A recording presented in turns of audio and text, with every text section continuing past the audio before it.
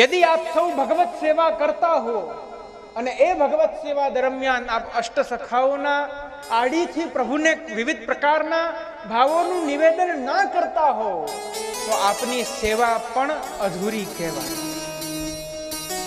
પુષ્ટિ ભક્તિ માર્ગમાં આ અષ્ટ સખાનું સ્વરૂપ છે.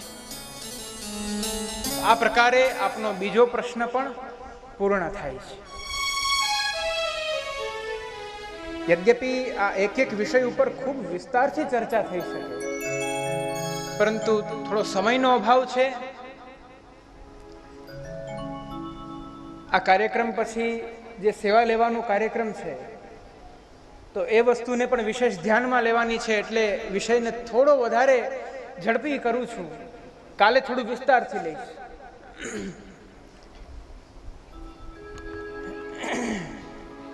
ત્રીજો પ્રશ્ન આવે છે,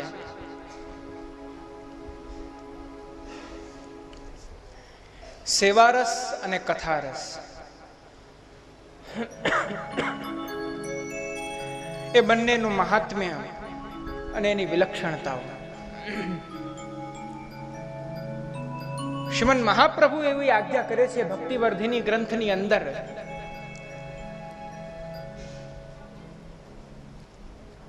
સેવાયામ વા કથાયામ વા યસ્યા શક્તિર દૃઢા ભવેત યાવત જીવમ તસ્ય નાશો ન ક્વાપિતિ મતિર્મમ. મતિર્મમ આવી મારી મતિ છે, અર્થાત આવી શ્રીમદ વલ્લભાચાર્ય ચરણ અર્થાત શ્રી ભગવદ મુખારવિંદાવતાર સ્વરૂપની મતિ છે, અર્થાત સ્વયં ભગવાનની મતિ છે. સેવાયામ વા કથાયામ, સેવાના માધ્યમથી અથવા ભગવત કથાના માધ્યમથી યસ્યા શક્તિર દૃઢા ભવે, જેની આસક્તિ એમાં દૃઢ થાય છે, અર્થાત જેને એનું સાતત્ય રહે છે એના જીવનમાં, યાવત જીવમ તસ્ય નાશો ન ક્વાપિતિ મતિર્મમ. શ્રીમદ મહાપ્રભુ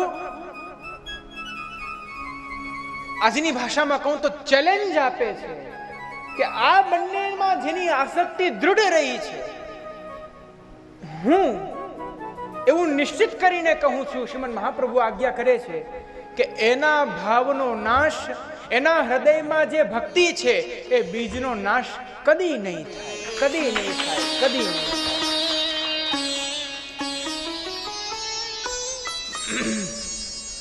શું કાળનું સામર્થ્ય છે કે આપણા હૃદયમાં રહેલા ભક્તિરૂપી બીજને એ નીકાળી શકે?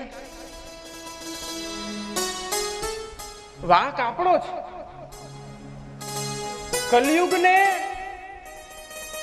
કલયુગ સામેથી નથી આવ્યો.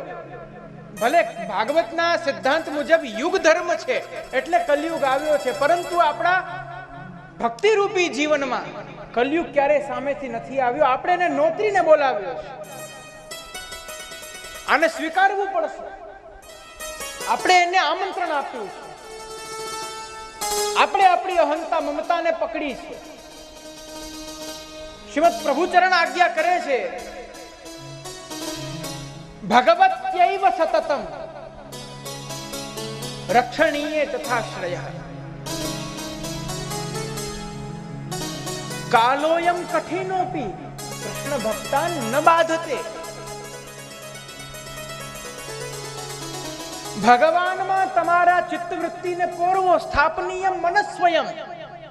તમારા મનને, તમારા અંતઃકરણને, તમારી બુદ્ધિને, તમારા અહમત્વને ભગવાનના ચરણારવિંદમાં પધરાવો, એમાં સ્થાપિત કરો, એમાં નિહિત કરો, એમાં એને રમમાન રાખો, જેના માધ્યમથી, જેના કારણે, જે ચરણ કમલના પ્રમેય બલના કારણે કાલોયમ કઠિન, આ કાલ ગમે તેટલો કઠિન હોય પરંતુ કૃષ્ણ ભક્તાન ન બાધતે, આ કદી કૃષ્ણ ભક્તને બાધિત નથી કરી શકતી. આજે પણ હું કહી શકું છું કે યદિ તમારા હૃદયમાં ભગવાનની અલૌકિકી ભક્તિ છે, યદિ તમારા હૃદયમાં શ્રી મહાપ્રભુજી પ્રત્યે પરમ અનુરાગ છે, તમારું સાચું અનન્યત્વ શ્રી મહાપ્રભુજીના ચરણારવિંદમાં છે, તો આ કાલ તમારો સ્પર્શ પણ નથી કરી શકવાનો. તમને સ્પર્શી પણ નહીં શકે, તમારી સામું પણ નહીં જોઈ શકે.